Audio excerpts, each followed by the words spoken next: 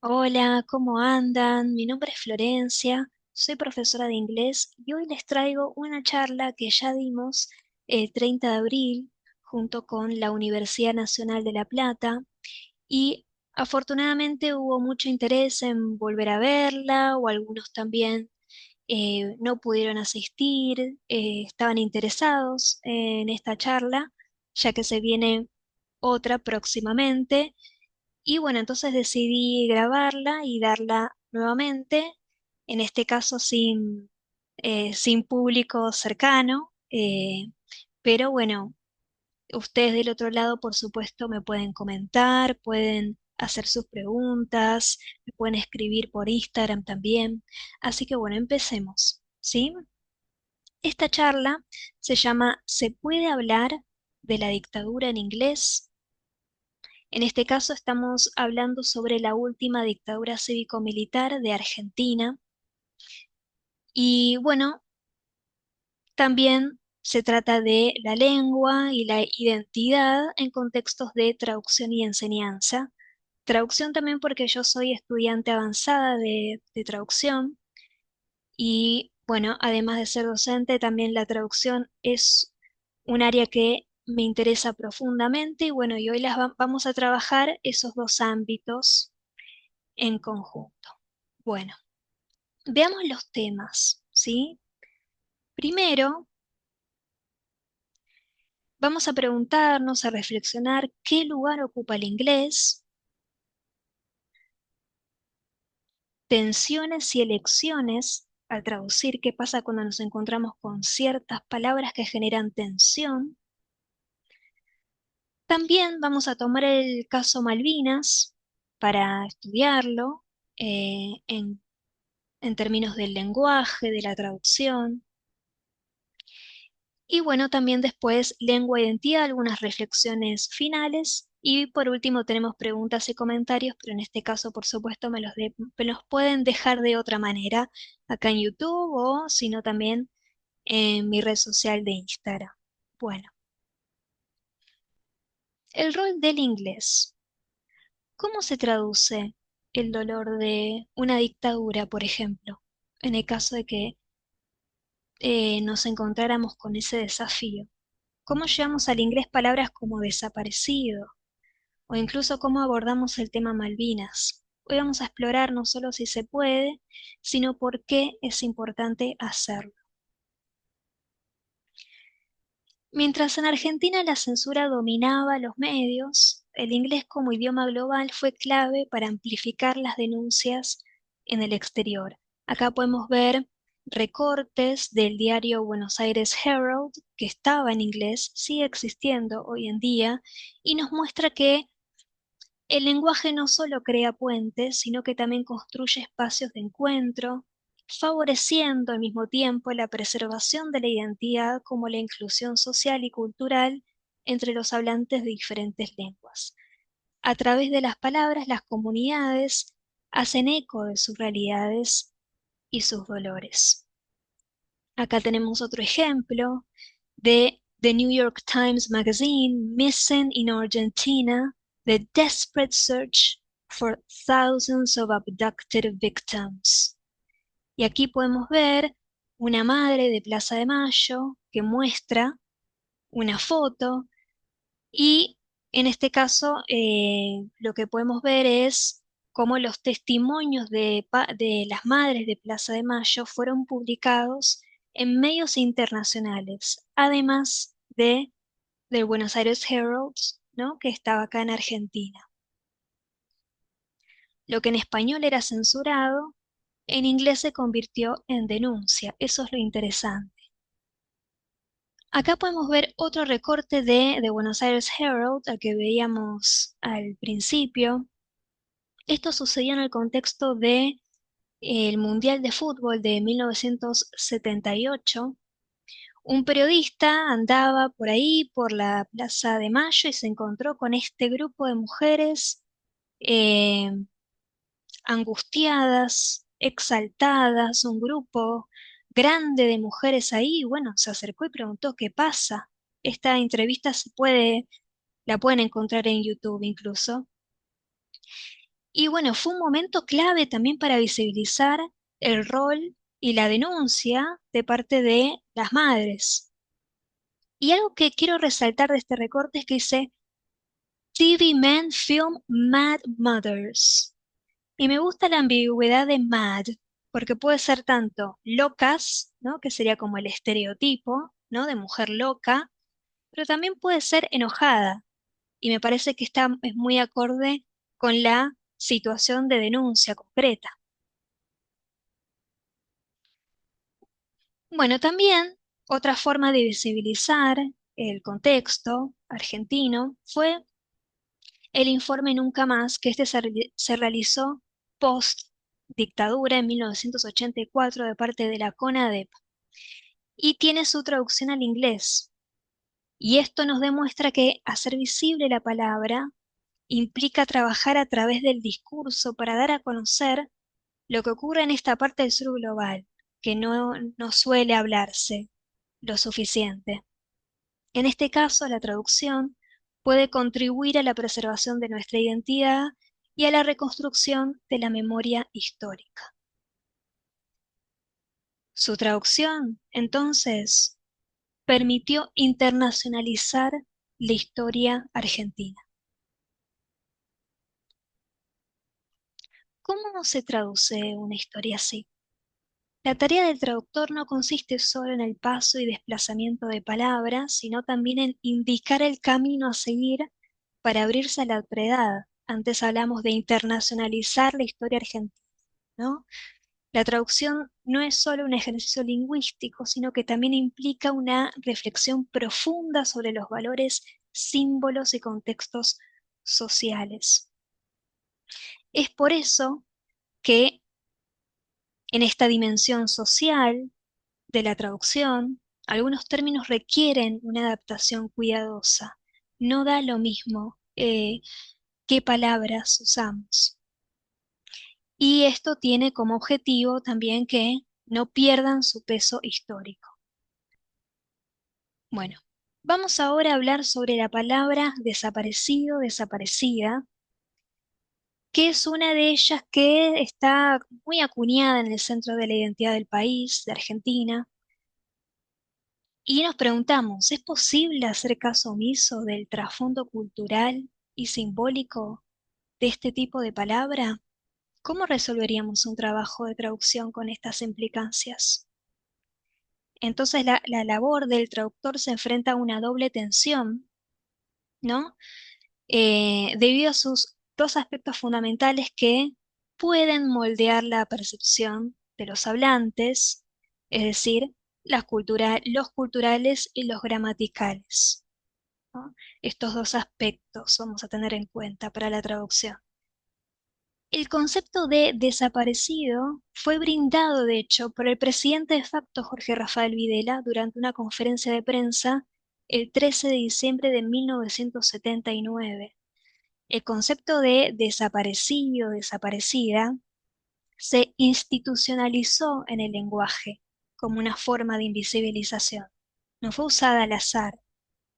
El poder del enunciado desaparecido es un acto performativo, ya que despoja a sus víctimas de su identidad y humanidad. Esta performatividad del lenguaje es fundamental para entender cómo el lenguaje no solo describe, sino que también puede construir y borrar identidades. No hay palabras inocentes de performatividad. Todo acto de enunciación construye, moldea y transforma.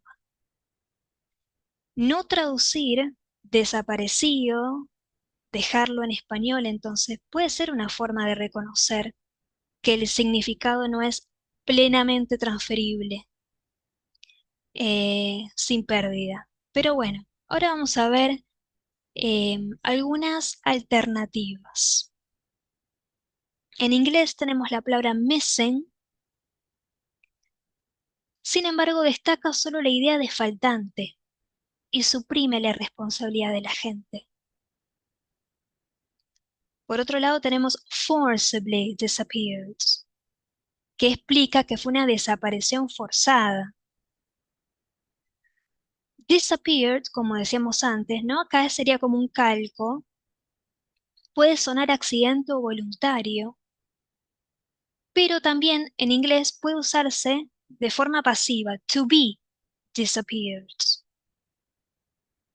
Y bueno, y aquí podemos, yo les traje una entrada de diccionario del Oxford Learning English que me parece muy interesante, ya que yo ¿no? En esta investigación de, bueno, a ver qué palabra puedo usar para traducir desaparecido, desaparecida, encontré, creo que fue uno de los únicos diccionarios en donde encontré be disappeared y que también me pareció interesante la definición. Y dice, transitive usually passive, be disappeared. If a person is disappeared, they are arrested or captured and kept in prison without trial or killed, usually for political reasons. Y acá tenemos ejemplos, ¿no? Que nos sirven para ver cómo es utilizada la palabra. 10,000 people have been disappeared, al igual que en español, ¿no? La voz pasiva en este caso. Y acá 1 month later, he was disappeared by the regime, y acá tenemos el by, que en este caso eh, resalta el agente, by the regime. O sea, acá hay un contraste, una diferencia con respecto a missing, en la que no se menciona el agente. Bueno, después tenemos este término the disappeared, con el artículo definido que se refiere justamente, el artículo definido en inglés lo usamos para referirnos a sustantivos específicos y conocidos. Hay algo de lo semántico muy interesante para explorar ahí. Acá podemos usar entonces disappeared persons o desaparecidos, dejarlo entre comillas, desaparecidos, ¿no? En cursiva o desaparecidos con mayúscula. Y esto me trae a que estos términos, de hecho, los encontré en mi investigación en varios sitios en Internet, em, en algunos sitios de archivos, archivo histórico, incluso de la policía, ¿no? En sitios de Estados Unidos, en muchos diarios internacionales encontré también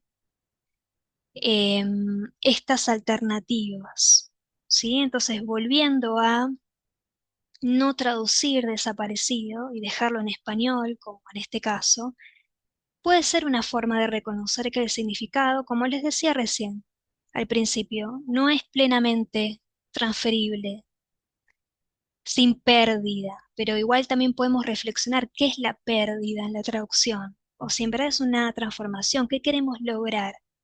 Al no traducir también estamos comunicando algo.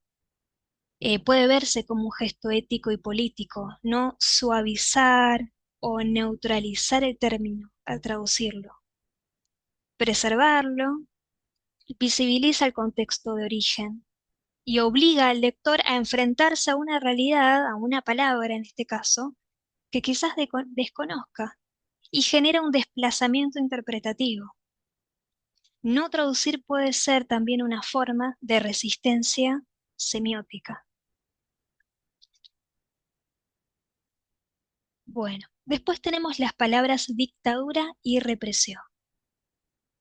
Podemos usar dictatorship, también palabras similares military junta, military rule, military coup and regime.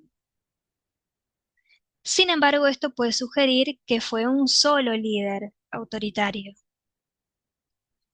Por el contrario, tenemos civic military dictatorship, que refleja la participación civil en el golpe.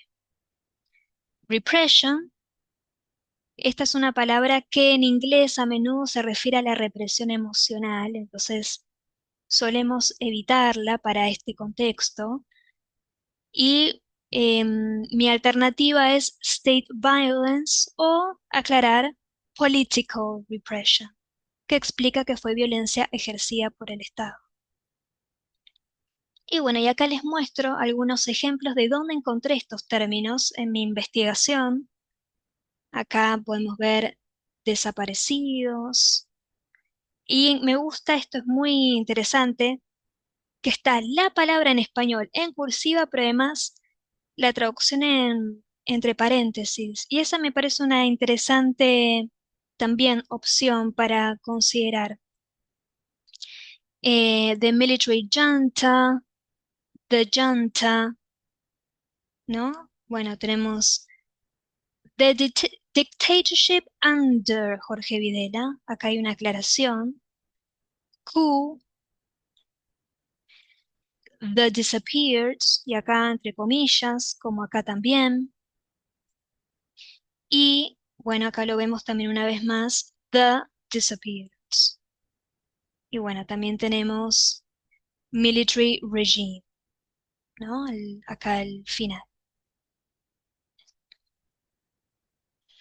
Y bueno, y estas son más palabras. Yo sobre todo se las muestro para que las vean en contexto y que también las podemos encontrar. Hay una diversidad de términos y que no hay una sola forma de utilizarla, pero mientras seamos conscientes y podamos em, explicar por qué usamos un término por sobre el otro, nos da más herramientas, ¿no? A la hora de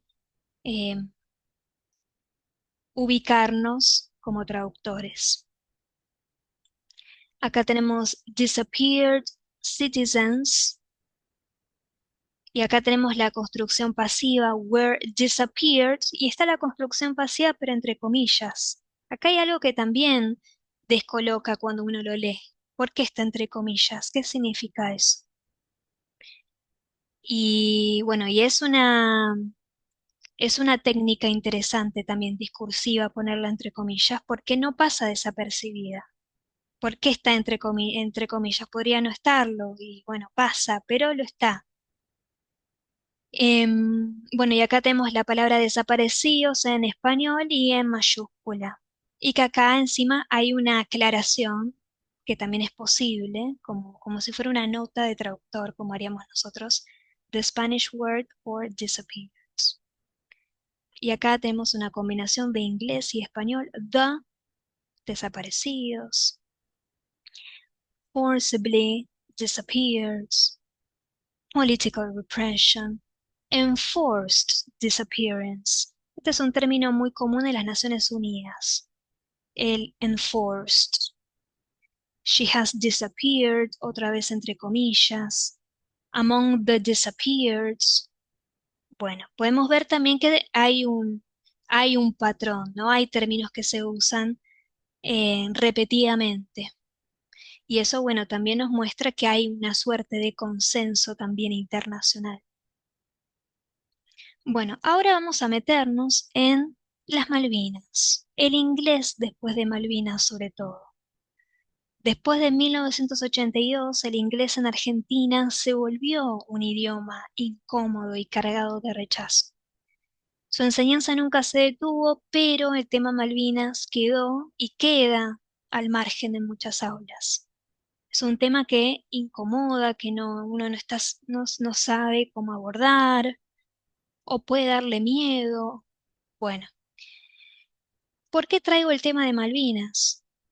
Hay un eje central que atraviesa estas reflexiones en esta charla que estamos teniendo, que es la fuerza de nombrar, poner en palabras una determinada realidad social e histórica. Bueno, ¿cómo vamos a hablar de Malvinas entonces? Hay algo que hay que tener en cuenta, que fue el proceso de desmalvinización, que fue una política de silencio impulsada por la dictadura posguerra. Se buscó minimizar el impacto de la ocupación británica y evitar la discusión sobre sus consecuencias, y esto en inglés se tradujo en la ausencia de debates sobre la guerra en las clases. Y esto, por supuesto, tuvo un impacto en generaciones enteras de estudiantes. ¿Qué tipo de impacto tuvo? Bueno, justamente por esta desmalvinización, este silencio, sistemático y planeado, impuesto, prevaleció la narrativa británica. Entonces podemos preguntarnos, ¿es Falklands una única versión, teniendo en cuenta la desmalvinización? El enfoque británico predomina en la narrativa, mientras que la versión argentina es prácticamente inexistente. ¿Cómo podemos incorporar Malvinas en la enseñanza del inglés con una mirada crítica? Y acá tenemos, bueno, dos portadas de diarios británicos para que vean en inglés, ¿no? Y que fueron en su momento bastante repudiados. La traducción se ha convertido en un elemento clave para comprender los procesos de la globalización cultural, que justamente se caracterizan por su inequidad y asimetría, ¿no? En este caso, ¿no? El poder de un imperio y además, eh, al mismo tiempo, cómo se llevó a cabo la desmalvinización. Hay una asimetría también en ese sentido. Em, y bueno, también, volviendo, la traducción también se convierte en un elemento clave en la circulación global de la información, sobre todo cuando se trata de narrativas históricas y políticas. En este caso, cómo la traducción de eventos como la dictadura argentina o la guerra de Malvinas puede impactar la comprensión global. Si la narrativa británica prevalece, ¿cuál va a ser la comprensión de los hechos históricos en las sociedades? En el caso de los traductores no somos meros mediadores neutrales, ¿no? Como se dice, somos el puente, somos los mediadores. No, em, somos sujetos activos, participamos activamente en la producción y circulación del flujo de información global. Y bueno, y ahora vamos a verlo desde el lugar de la educación. ¿Cómo enseñar Malvinas en inglés? A mí se me ocurrieron em, algunas propuestas, por ejemplo, leer testimonios traducidos de enfermeras y excombatientes. Podemos traducirlos nosotros si queremos, si podemos, o también incluso podemos practicar eso en clase, ¿no? Cómo decir esto en inglés. Podemos comparar cómo narran el conflicto los medios británicos y argentinos. Hoy en día podemos encontrar en inglés narrativas británicas sobre la guerra, incluso sin ir más lejos, en la serie The Crown hay un capítulo especialmente dedicado a la guerra de Malvinas y creo que, bueno, puede ser una opción. Podemos incluso usar los diarios o las portadas que les mostraba recién. Encontramos muchas más en Internet también. Podemos reflexionar sobre el rol de las profesoras y traductoras durante la guerra. ¿Qué pasó con las profesoras? Y también, ¿qué rol tuvieron las traductoras durante la guerra? Que eso suele hablarse muy poco o incluso nada. Hay testimonios en Internet de las traductoras argentinas que formaron parte de la guerra y que, bueno, también tuvieron una participación fundamental para la comunicación en ese entonces. Y también podemos explorar cómo se traduce la historia y qué términos se utilizan.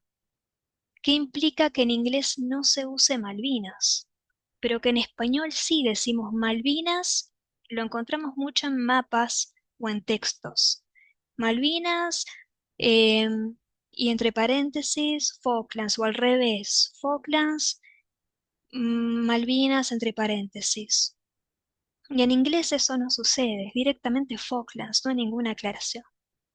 ¿Qué impacto tiene esto en la percepción global del conflicto? Que si estamos hablando en inglés en clase, en nuestro caso, digamos Malvinas y no Falklands.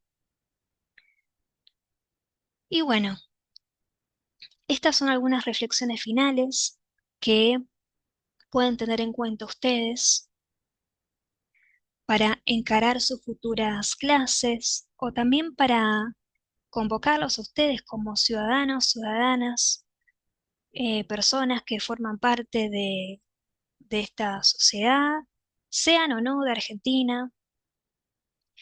Y bueno, estas preguntas también las podemos utilizar como motor, como inspiración para nuestras clases o incluso para reflexionar nosotros mismos en nuestras prácticas que nos atraviesan todos los días, nuestras prácticas docentes, nuestras prácticas eh, como traductores, como personas que trabajamos con el lenguaje. Así que bueno, estas preguntas son abiertas. Voy a dejar las fuentes que utilicé para esta presentación. Obviamente que bueno, esos recortes que hice de diarios, bueno, esos fueron muchísimos y fue parte de la investigación, pero por ejemplo, algunos artículos y algunas enciclopedias y también algunos ensayos que también me acompañaron en esta reflexión. Los voy a dejar acá en la descripción de YouTube o bueno, también ustedes me los pueden pedir. Así que bueno, espero que lo hayan disfrutado, eh, que, que los haya inspirado o que los haya dejado pensando y eso es un montonazo. Y bueno, saben que me pueden encontrar en Instagram como Florencia English. En YouTube suelo compartir algunos de los reels que hago en Instagram, pero en general en YouTube los videos que subo tienen más que ver con historia y el inglés, pero bueno, en Instagram hay muchos más. Así que bueno, muchas gracias por escuchar y bueno, nos estaremos hablando. Chau.